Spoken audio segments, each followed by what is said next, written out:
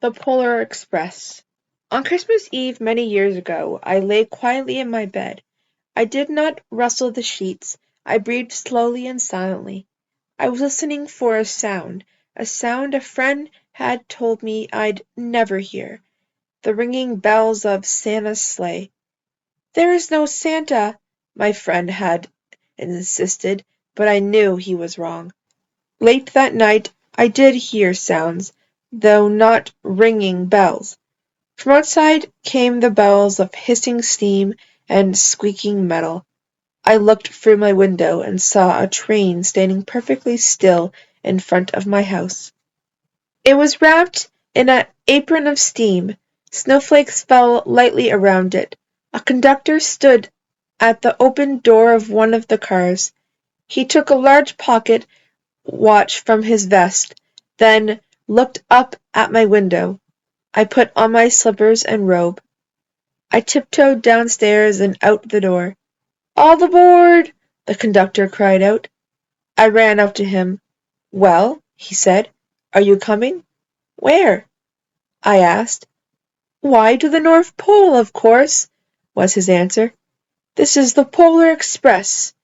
I took his outstretched hand, and he pulled me aboard. The train was filled with other children, all in their pajamas and nightgowns.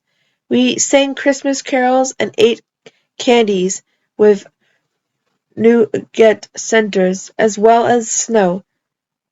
We drank hot cocoa, as thick and rich as melted chocolate bars.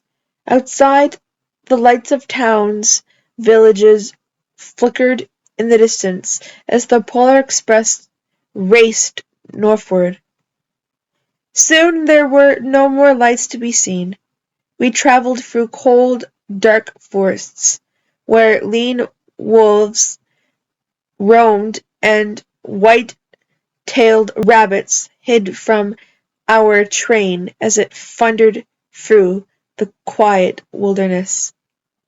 We climbed mountains so high it seemed as if we would scrape the moon, but the Polar Express never slowed down. Faster and faster we ran along, rolling over peaks and through valleys like a car on a roller coaster. The mountains turned into hills, the hills to snow-covered plains.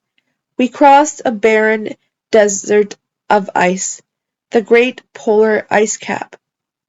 Lights appeared in the distance.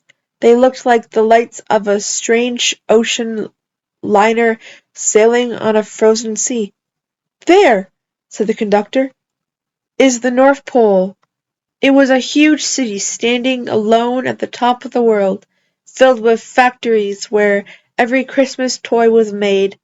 At first we saw no elves. "They are gathering at the center of the city," the conductor told us. "That is where Santa will give the first gift of Christmas." "Who receives the first gift?" we all asked. The conductor answered, "He will choose one of you." "Look!" shouted one of the children. "The elves!"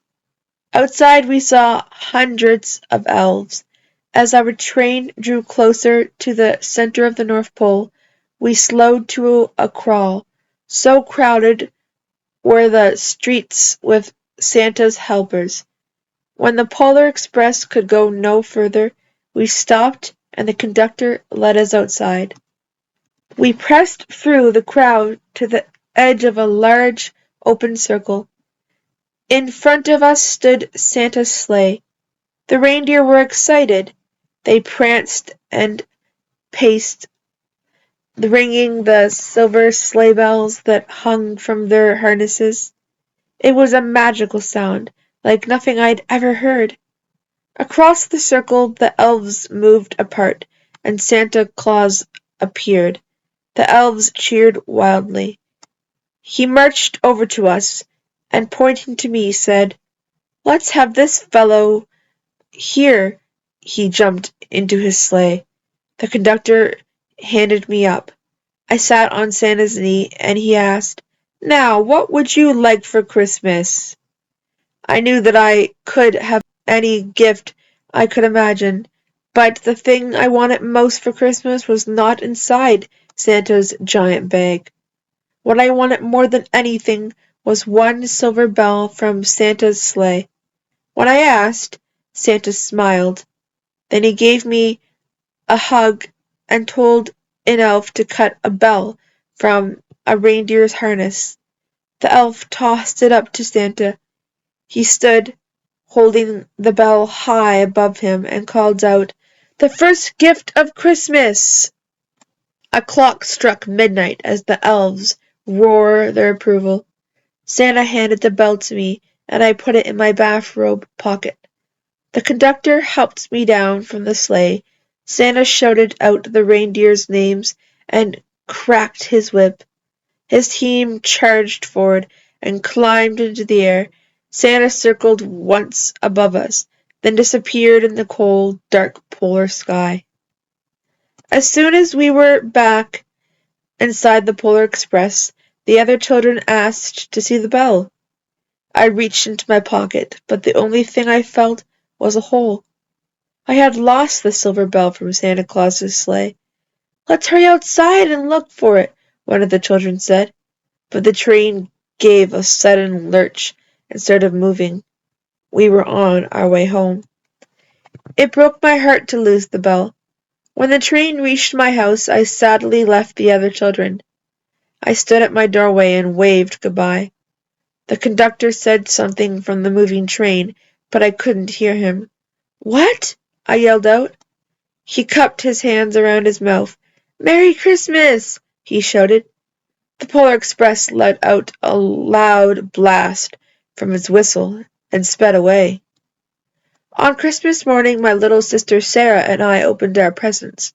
When it looked as if everything had been unwrapped, Sarah found one small box behind the tree.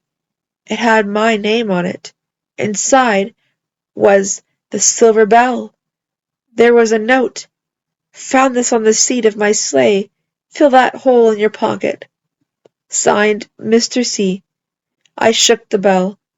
It made the most beautiful sound my sister and I had ever heard. But my mother said, "Oh, that's too bad." "Yes," said my father, "it's broken." When I'd shaken the bell, my parents had not heard a sound. As one time most of my friends could hear the bell, but as years passed, it fell silent for all of them. Even Sarah found one Christmas that she could no longer hear its sweet sound. Though I've grown old, the bell still rings for me as it does for all who truly believe.